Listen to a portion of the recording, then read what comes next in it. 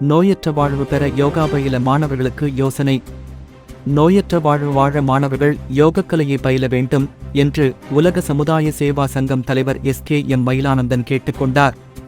உலக யோகா தினம் சங்கத்தின் சார்பில் ஈரோட்டில் மாணவர்களின் பல்வேறு யோகா நிகழ்ச்சிகளுடன் நடைபெற்றது. அதில் அவர் உரையாற்றியது. மறைந்த வேதாத்திரி மகரிஷி உலக சமுதாய சேவா சங்கத்தை நிறுவினார். சென்னையில் யோக கலையை பயிற்றுவித்தார். அவரது எளிய முறையில் ஆன குண்டலினி யோகம் என்று உலக புகழ் பெற்றுள்ளது. உலகம் முழுவதும் இன்று சுமார் 2500க்கும் மேற்பட்ட மன்றங்களில் யோகா கற்பிக்கப்படுகிறது.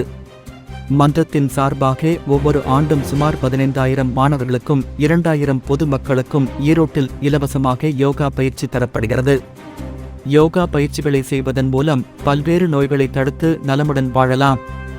இவ்வாறு அவர் பேசினார். நிகழ்ச்சியில் ஈரோடு கலைக்கல்லூரி தாளாளர் KK பாலுசாமி, தலைவர் ராஜமாணிக்கம், அனிஸ்டில் தலைவர் சின்னசாமி, மனவளக்கலை பேராசிரியர்கள் VM வெங்கடாஜலம், ஆறுமுகம், தமிழரசி, லலிதா, ஜானகி உட்பட பலர் கலந்து கொண்டனர்.